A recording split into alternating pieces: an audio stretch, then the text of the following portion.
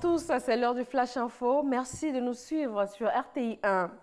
Il a pris part à Paris à la commémoration du centenaire de l'armistice 1918, symbole de la fin de 4 années de guerre. Le président ivoirien a échangé ce lundi avec son homologue français.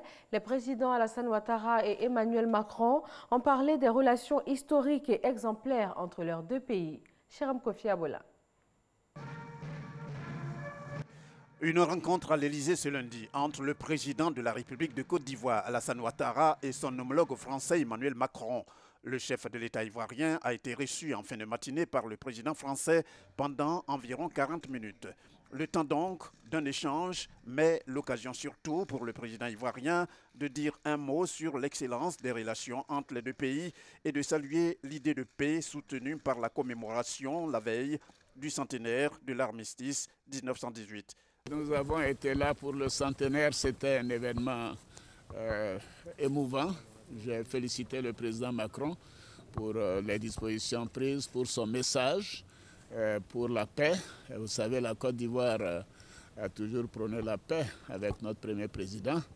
La Côte d'Ivoire tient à la paix et par conséquent, cet événement mondial est une preuve encore de l'attachement de la France et aussi bien sûr de la Côte d'Ivoire, à ce que nous continuons d'avoir un monde de paix, un monde en paix. Voilà. Nous avons échangé également sur les questions bilatérales. La Côte d'Ivoire va bien, économiquement, politiquement, sécuritairement et diplomatiquement. Et nous continuerons. Taux de croissance élevé de plus de 7% depuis 8 ans et je pense dans les 3 ans à venir, ça continuera d'être au même niveau. La pauvreté baisse, les services sociaux s'améliorent et nous sommes très confiants quant à l'avenir de notre pays. Une occasion également saisie par le président ivoirien pour situer une fois de plus l'opinion sur la transparence des élections tenues récemment en Côte d'Ivoire. Mon rassemblement des Oufouettis a gagné 125 communes sur 200. Il y a quelques communes où il y a eu des difficultés. Ça se passe en France, ça se passe dans d'autres pays. Ce n'est pas une crispation. Il y a des personnes qui, quand elles gagnent, tout va bien. Quand elles perdent, rien ne va plus. Et vous savez, nous avons des institutions en Côte d'Ivoire qui fonctionnent et elles sont libres de fonctionner en toute indépendance. Je fais confiance aux institutions de mon pays. Pour rappel, cette entrevue avec le président Macron se déroule 24 heures après la cérémonie commémorative du centenaire de l'armistice à laquelle le président Alassane Ouattara a pris part, à l'instar de plusieurs autres chefs d'État et de gouvernement. La présence du président ivoirien dans la capitale française se justifie aussi par la tenue du Forum de Paris sur la paix, cette rencontre au cours de laquelle il a été représenté par le ministre d'État, ministre de la Défense de Côte d'Ivoire, Ahmed Bakayoko, se veut une plateforme de projet, l'objectif étant de faire avancer la paix par une meilleure gouvernance mondiale et de favoriser tout ce qui concourt à faire baisser les tensions internationales.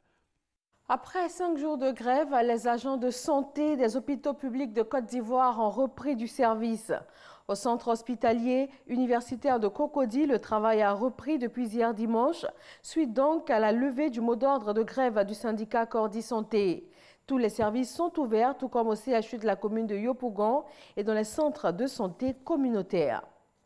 Les acteurs ouest-africains de la filière mangue ont entamé ce lundi à Abidjan une rencontre pour faire le bilan de la campagne 2017-2018. En dépit de l'augmentation continue de la production, la mouche des fruits, un parasite qui mange la pulpe et détruit les récoltes, reste une grande préoccupation pour les producteurs de mangue. La communauté économique des États de l'Afrique de l'Ouest se mobilise pour venir à bout de ce fléau. Direction La Haye, où c'est la reprise ce lundi des audiences devant la Cour pénale internationale de l'ancien chef de l'État ivoirien Laurent Gbagbo et de l'ex-leader du Congrès panafricain des jeunes patriotes Charles Blé Goudé. La défense plaide l'acquittement de ses clients. Ils sont poursuivis pour des crimes contre l'humanité commis durant la crise post-électorale en Côte d'Ivoire. 329 cas et 205 décès causés par Ebola dans les provinces du Nord Kivu et de l'Ituri dans l'Est de la République démocratique du Congo. Selon le ministère de la Santé, le bilan de cette épidémie a dépassé celui de la première enregistrée en 1976. Pour le ministre congolais de la Santé, aucune épidémie d'Ebola n'a été aussi complexe que celle qui sévit actuellement dans l'Est du pays. L'insécurité, la densité de la population et aussi la résistance communautaire rendent plus difficile le travail des acteurs humanitaires. L'Italie accueille ce lundi une conférence internationale sur la Libye. Il s'agit de relancer le processus politique soutenu par les Nations Unies. Mais sa réussite est déjà menacée, notamment par l'absence annoncée du maréchal Haftar. C'est une conférence internationale sur l'avenir de la Libye en proie au chaos depuis 2011 et une énième tentative pour lancer un processus électoral et politique censé sortir le pays de l'ornière. Et c'est la fin de ce bref point de l'actualité. Merci de l'avoir suivi et on se retrouve pour le journal de 20 h.